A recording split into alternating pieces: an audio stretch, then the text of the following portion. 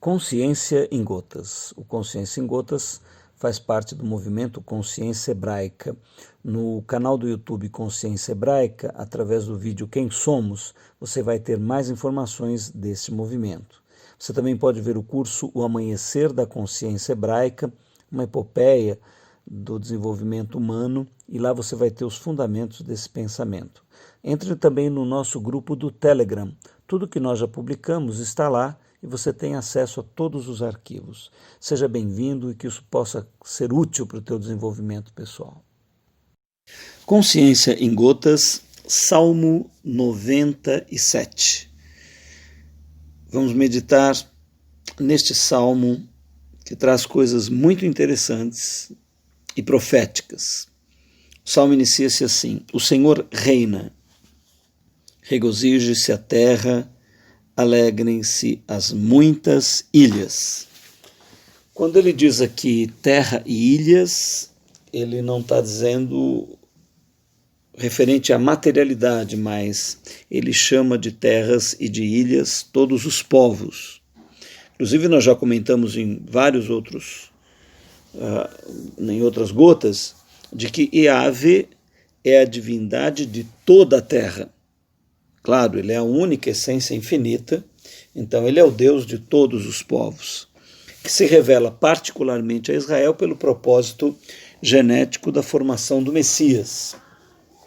Mas ele é o Deus de todas as terras, de todos os povos. Aonde há espiritualidade humana que busca o transcendente, ali está Yahvé, dentro da cultura local, das práticas locais que foram evoluindo através das gerações. Nuvens e obscuridade estão ao redor dele. Olha, nós sempre temos dificuldade de relacionar as trevas, aquilo que é escuro, aquilo que é obscuro, à divindade. Mas a consciência hebraica, ao contrário da religião, mesmo a judaica cristã, ela tem uma concepção clara de que Yahvé é o autor de todas as coisas. Essa é a mente do Messias, de Yeshua HaMashiach. Ele é autor do bem e do mal, ele é autor da vida e da morte, ele é o autor da luz e das trevas. Então aqui, quando nós dizemos nuvens e obscuridade, está perfeitamente alinhado o salmista com a consciência hebraica. Estão ao redor dele justiça e juízo. Justiça é o padrão daquilo que se harmoniza. Muitos da humanidade querem dizer que não há padrão nenhum. Bom, entre os homens, na horizontalidade não há mesmo. É um conjunto tão grande de diversidades e de opiniões que é permitido, inclusive por Yahvé Elohim Adonai, a total liberdade do ente humano sobre a terra. Então, neste sentido, todos são livres e devem ser livres. Nenhuma lei humana deveria contrariar o que a divindade estabeleceu desde o início. O homem é livre para expressar a sua visão da realidade, inclusive contra Yahvé Elohim Adonai, contra a espiritualidade, contra a vida, sem problema nenhum. Então, neste sentido, não há parâmetros a serem estabelecidos, mas do eterno para o temporal, aí sim há o estabelecimento de estatutos, há o estabelecimento de parâmetros que fundamentalmente, quando eu falo estatutos e parâmetros e mandamentos, qualquer coisa desse tipo, eu falo sempre com referência ao amor e à graça. Qual é a lei suprema de Yahvé Elohim Adonai desde o Gênesis ao Apocalipse? O amor e a graça. Mas sim, nos textos pré-messiânicos, você tem uma série de regras e leis, etc. Todas elas, no espírito, são fundamentadas no amor. Por mais difícil que seja esse caminho de compreensão. Mas Yeshua, ele não é algo, os textos pós-messiânicos, não é algo contrário aos textos pré-messiânicos, chamados de Antigo e Novo Testamento. Não há nada de contrário. O Messias afirma que ele não veio abrogar, ele não veio desativar, ele não veio dizer não à lei, ele veio cumprir. E ele cumpre através de quê? Qual é a regra de ouro para que ele cumpra o espírito da lei? O amor. Evidentemente, os apegados à letra da lei, à horizontalidade da lei, foram contra ele, porque achavam que ele não cumpria a lei. Mas esse é um outro assunto. De qualquer maneira, justiça e juízo. Justiça é o parâmetro, juízo é o cumprimento do parâmetro, são a base do seu trono. Então, entenda-se aqui justiça como amor e graça. Esse é o princípio. E juízo como liberdade. Consequencial, evidentemente. Se Yahvé dá liberdade para você crê-lo ou não, isto é um fato. Agora, as consequências dessa atitude consciencial tua, ou seja, a atitude da tua consciência, ela tem uma consequência, que pode ser em direção ao amor, à graça e à vida, ou em direção à morte. Isso ele também deixa bem claro. Você está percebendo o que nós estamos aqui tratando do contexto da consciência hebraica? Muito bem. Adiante dele vai um fogo que abrasa os seus inimigos em redor.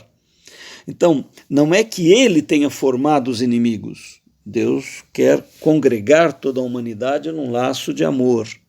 Mas tem individualidades que, pela liberdade que ele deu, se constituem como inimigos da vida e da evolução indefinida do homem.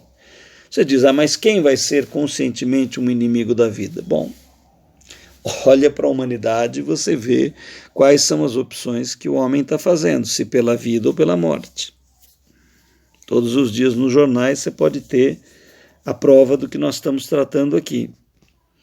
Os seus relâmpagos alumiam o mundo e a terra viu e tremeu. Ora, quando a terra viu, aqui é colocado no passado, quando que a terra, que aqui representam todos os povos de todos os tempos, realmente viram o poder da divindade?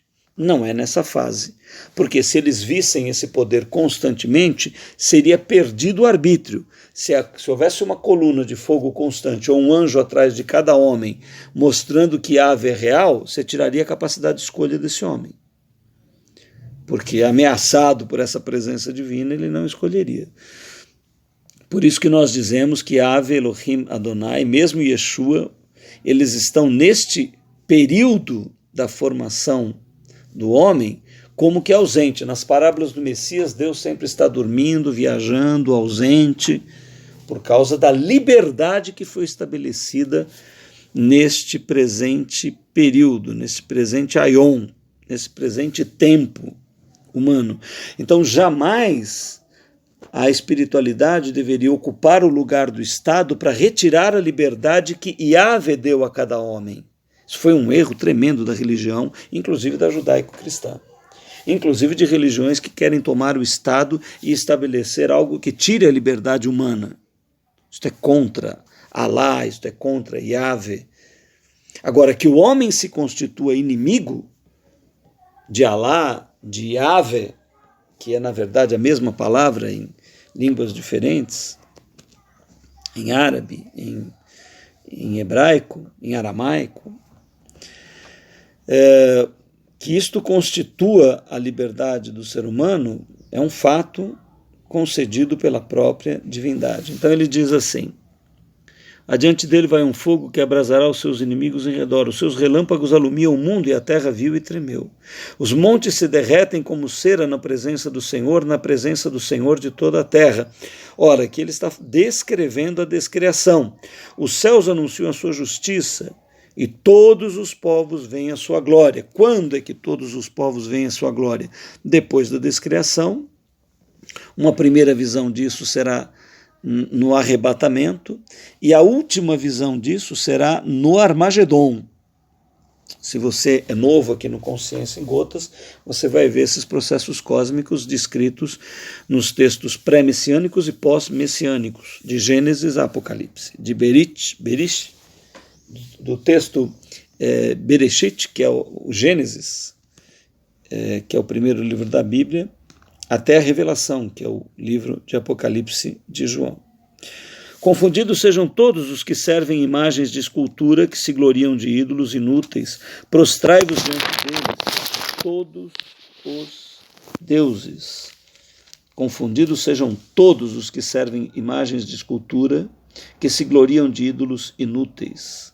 Olha, aqueles que adoram imagens, aqueles que adoram pessoas que morreram, estão sem conhecimento, sem entendimento. A única relação que nós podemos ter espiritual é com Yeshua, com o Cristo, com Jesus, e com Yahvé, Elohim Adonai, com Deus, o Pai. Se você tem relação com qualquer outro tipo de espírito, você corre risco.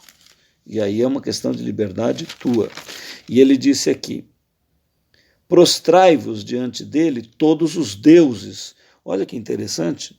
Ele começa a chamar a humanidade, pós-descriação, de deuses, homens que estão formados já à imagem e semelhança da divindade, cumprindo Gênesis 1, 26, e homens que estão ainda formados no tempo, porque no lagar, depois da descriação, toda a humanidade que viveu e exerceu arbítrio e vida consciente vai ser trazido à vida, o que é chamado dia da ressurreição dos mortos, e nós na compreensão hebraica chamamos mais profundamente o dia da nova geração, uns com material indestrutível, que vão para o eterno, numa viagem rumo ao infinito, e outros que vão para a segunda morte, porque o material foi formado dentro do tempo.